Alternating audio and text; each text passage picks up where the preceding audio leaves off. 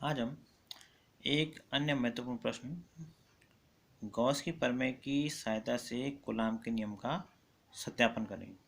इसके लिए माना कोई विलगित बिंदु प्लस क्यू आवेश वायु या निर्वात में बिंदु ऊपर रखा है। इस प्रकार कोई प्लस क्यू आवेश है जो वायु या निर्वात में बिंदु ऊपर रखा है और इससे आर दूरी पर कोई बिंदु P स्थित है।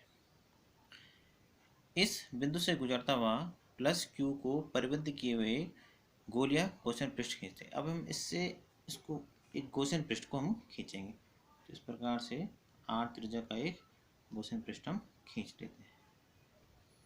आप प्रकार पेंसिल का प्रयोग कर सकते हैं या करेंगे।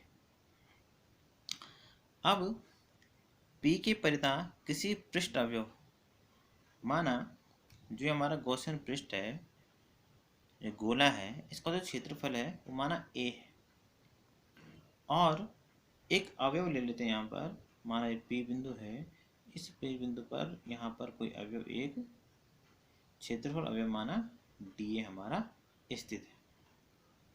अब यहाँ पर जो वैद्युत क्षेत्र की दिशा होगी वो बाहर की ओर होगी और यहाँ पर जो क्षेत्रफल अवयव है वो भी आपका बाहर की ओर हो।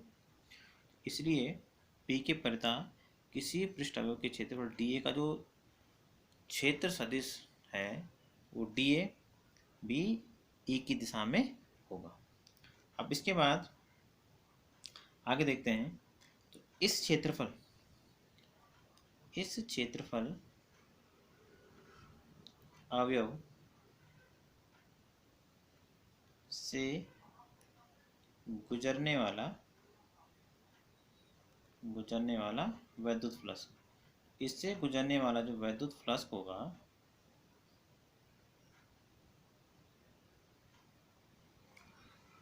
D phi e equal to आपको हो जाएगा E डॉट डी ए। हमें पता है E डॉट डी ए का मान कितना होता है, E D A cos theta होता है।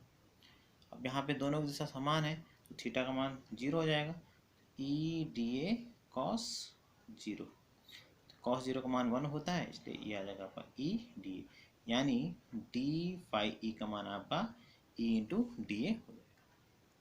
अब हम संपूर्ण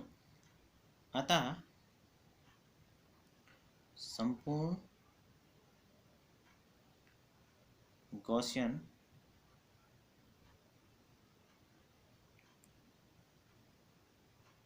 पृष्ठ से होकर गुजरने वाला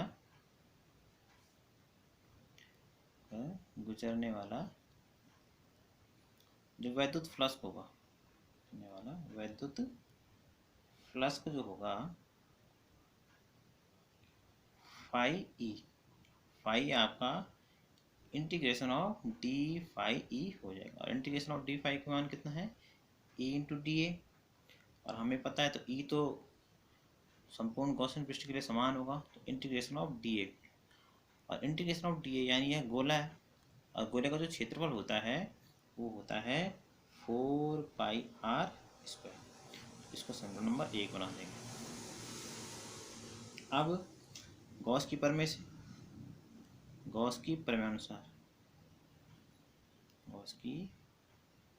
से phi e equal to q upon epsilon 0, समीकरण नंबर 2।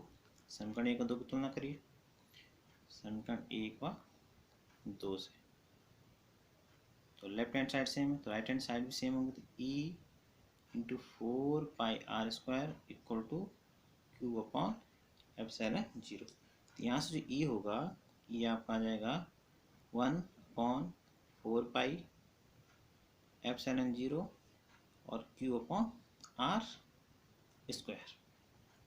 अब यदि बिंदु आवेश Q के कारण इसमें r दूरी पर उत्पन्न वैद्युत क्षेत्र की तीव्रता का यह व्यंजक होगी। जिसकी दिशा हमेशा आवेश से दूर होगी। अब यदि यदि इस बिंदु पर परीक्षण धनावेश Q0 एक Q0 रखें, हम Q0 रखें, तो Q0 पर आरोपित बल, Q0 पर जो आरोपित बल होगा, ये हमने पहले पढ़ा है, उस बल का जो मान होता है F=Q0 × E हो जाएगा। तो Q0 तो हमारा ऐसे रहेगा और E का जो मान है वो है 1/4πε0 Q/r²। इसको अगर हम सेपरेट करके लिखेंगे तो जाएगा 1/4πε0 Q0/r²। तो ये हमारा कूलाम का नियम होता है, हमने पहले पढ़ा है, पहले की वीडियो में हमने इसको सिद्ध भी किया था। तो ये हमारा गॉस की प्रमेय से कूलाम का नियम सिद्ध हो गया। इसको आप कर लेंगे।